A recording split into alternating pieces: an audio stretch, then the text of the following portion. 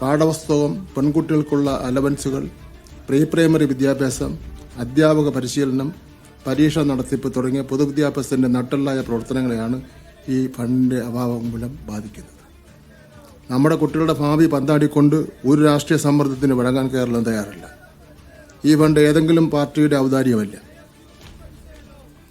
മറിച്ച് കേരളത്തിലെ ജനങ്ങളുടെ നികുതി പണത്തിൽ നിന്നുള്ള നമ്മുടെ കുട്ടികൾക്ക് അവകാശപ്പെട്ട വിഹിതമാണ്. ആ വിഹിതം നേടിയെടുക്കുക എന്നതാണ് ഒരു ജനകീയ സർക്കാരിൻ്റെ ഉത്തരവാദിത്വം. ഈ PMCയിൽ ഒപ്പിട്ടതോടെ കേരള ദേശീയ വിദ്യാഭ്യാസ നയം 2020 പൂർണ്ണമായി അംഗീകരിച്ചു എന്നുള്ള ചില വാദഗതികൾ വരുന്നു. ആ വാദഗതികൾ വെറും സാങ്കേതികം മാത്രമാണ്.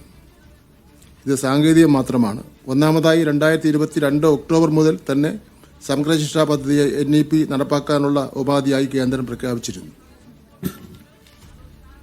ഫണ്ട് വാങ്ങുമ്പോഴും കേരളം 2023 വരെ ആ ഫണ്ട് വാങ്ങുമ്പോഴും കേരളം നമ്മുടെ സംസ്ഥാന താൽപ്പര്യങ്ങൾക്കും വിദ്യാഭ്യാസ മൂല്യങ്ങൾക്കും അനുസരിച്ചാണ് പദ്ധതികൾ നടപ്പാക്കിയത്. അതേ നയം മാത്രമേ ഇപ്പോഴും തുടരുന്നുള്ളൂ. രണ്ടാമതായി ഉന്നത വിദ്യാഭ്യാസ വകുപ്പ് PM ഉഷ പദ്ധതിയിൽ ഒപ്പിട്ടതും NEP നടപ്പാക്കാമെന്ന വ്യവസ്ഥയോടെയാണ്. എന്നിട്ടും കേരളത്തിന്റെ ഉന്നത വിദ്യാഭ്യാസ കമ്മീഷൻ റിപ്പോർട്ടിന്റെ അടിസ്ഥാനത്തിലുള്ള നമ്മുടെ സ്വന്തം കാഴ്ചപ്പാടാണ് ഇവിടെ നടപ്പിലാക്കുന്നത്. കേന്ദ്ര നയം 30% പോലും നടപ്പാക്കിയിട്ടില്ല ഉന്നത വിദ്യാഭ്യാസ വകുപ്പ്. മൂന്നാമതായി NEP 2020 പറയുന്ന പല കാര്യങ്ങളും, ഉദാഹരണത്തിന് പ്രീ പ്രൈമറി വിദ്യാഭ്യാസം, അധ്യാപക ശാക്തീകരണം, 100% എൻറോൾമെന്റ്, ത്രിഭാഷാ പദ്ധതി, കേരളം പതിറ്റാണ്ടുകൾക്ക് മുമ്പ് തന്നെ ഇതെല്ലാം നടപ്പിലാക്കിയ കാര്യങ്ങളാണ്. ഇക്കാര്യത്തിൽ നാം NEPയേക്കാൾ ബഹുദൂരം മുന്നിലാണ്. പാഠ്യപദ്ധതിയുടെ വർഗീയവൽക്കരണത്തിന്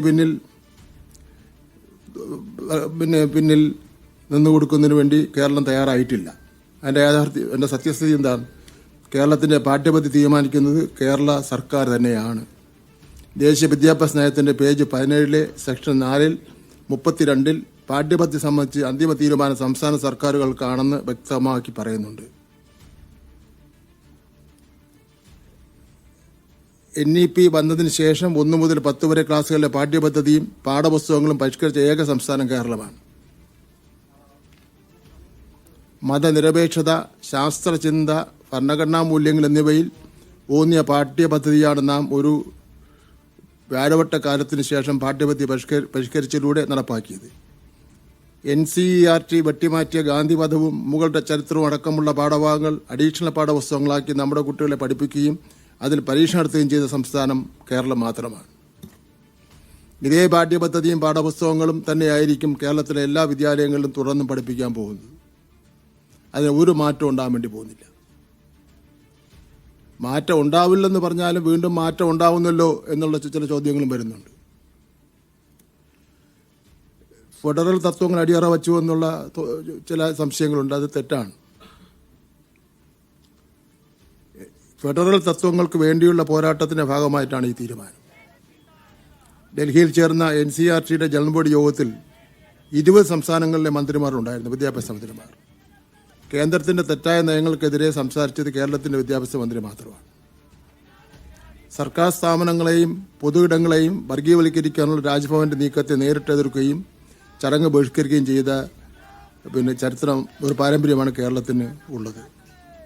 കേന്ദ്ര സംസ്ഥാന ബന്ധങ്ങളെക്കുറിച്ചും ഗവർണറുടെ അധികാരങ്ങളെക്കുറിച്ചും നമ്മുടെ പാഠപുസ്തകങ്ങൾ ഉൾപ്പെടുത്തി പ്രഖ്യാപനം മാത്രമല്ല ഭരണഘടനാ മൂല്യങ്ങൾ ഉയർത്തിപ്പിടിക്കുവാൻ ധൈര്യം കാണിച്ച സംസ്ഥാനമാണ് നമ്മുടേത്. ഫണ്ട് തടഞ്ഞുവെച്ച് സംസ്ഥാനങ്ങളെ ശ്വാസം മുട്ടിക്കുന്നത് കേന്ദ്രമാണ്. ആ സാമ്പത്തിക ഉപരോധത്തെ അതിജീവിച്ച് നമ്മുടെ അവകാശങ്ങൾ നേടിയെടുക്കുകയാണ് നാം ചെയ്യുന്നത്.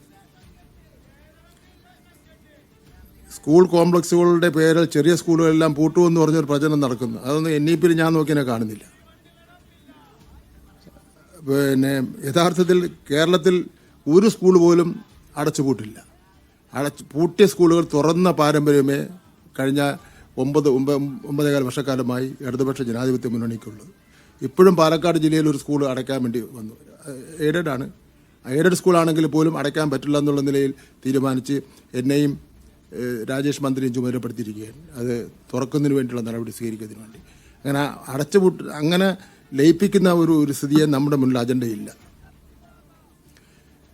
UDF സർക്കാർ അടച്ചുപൂട്ടാൻ തീരുമാനിച്ച സ്കൂളുകൾ ഏറ്റെടുത്ത് സംരക്ഷിക്കുകയും അതിന്റെ ഫലമായി പൊതുവിദ്യാഭ്യാസ സംരക്ഷണ യജ്ഞത്തിലൂടെ 9 വർഷം കൊണ്ട് 11 ലക്ഷം പുതിയ കുട്ടികളെ പൊതുവിദ്യാലയങ്ങളിലേക്ക് തിരികെ പ്രവേശിപ്പിച്ച പാരമ്പര്യമാണ് കേരളത്തിലെ ഇടതുപക്ഷ സർക്കാരിനുള്ളത്.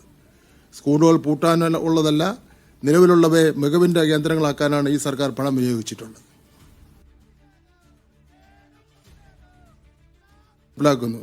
ഈ കേന്ദ്രാവിഷ്കൃത പദ്ധതികളുടെ പൊതുവായ രീതി മാത്രമാണിത്. തിരഞ്ഞെടുക്കപ്പെടുന്ന സ്കൂളുകളുടെ പേരിൽ മുൻപിൽ PM ശ്രീ എന്ന് ചേർക്കണമെന്നാണ് വ്യവസ്ഥ. അല്ലാതെ പ്രധാനമന്ത്രിയുടെ പേരോ ചിത്രമോ വയ്ക്കണമെന്നില്ല. അത് ഒരു എഗ്രിമെന്റിലും പറഞ്ഞു. എഗ്രിമെന്റ് കോപ്പി എൻ്റെ ഉണ്ട്, ഇന്നലെ ഒപ്പുവെച്ചതിൻ്റെ കോപ്പിയുണ്ട്. അത് നിങ്ങൾക്ക് കാണാൻ വേണ്ടി തരാം, അല്ലെങ്കിൽ അതിവിടെ വായിക്കാം. ഇപ്പോൾ തന്നെ ഉച്ചഭക്ഷണ പദ്ധതിക്ക് PM പോഷൻ എന്ന് ഉന്നത വിദ്യാഭ്യാസ പദ്ധതിക്ക് PM ഉഷ എന്നും പറയുന്നുണ്ട്. നമുക്കത് PM ചേർത്ത് കണ്ടുകൊണ്ട് ഉടനെ തന്നെ കോടിക്കണക്കിന് രൂപ തരേണ്ട പ്രോജക്റ്റ് വേണ്ട, തിരിച്ചെടുക്കണമെന്ന് പറയാൻ വേണ്ടി പറ്റില്ല. ആകെ 82 കേന്ദ്ര പദ്ധതികൾ 17 എണ്ണം PM എന്ന് തുടങ്ങുന്നവയാണ്. വിദ്യാഭ്യാസ വകുപ്പിൽ തന്നെ 6 എണ്ണം ഉണ്ട്. ഇത് വെറും ഒരു സാങ്കേതികം മാത്രമാണ്.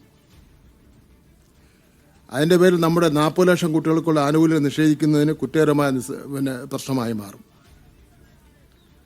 RSS അജണ്ടകൾ വിദ്യാഭ്യാസത്തിലൂടെ നടപ്പിലാക്കാനുള്ള കേന്ദ്ര സർക്കാരിന്റെ നയങ്ങൾക്കെതിരായ കേരളത്തിന്റെ പോരാട്ടം തുടരുക തന്നെ ചെയ്യും. എന്നാൽ സംസ്ഥാനം അതികഠിനമായ സാമ്പത്തിക പ്രതിസന്ധി നേരിടുമ്പോൾ നമുക്ക് അവകാശപ്പെട്ട 1400 കോടിയിലധികം രൂപ വേണ്ടെന്ന് വെച്ച് നമ്മുടെ കുട്ടികളെ പ്രതിസന്ധിയിലാക്കുവാൻ ഈ സർക്കാർ സാധ്യമല്ല.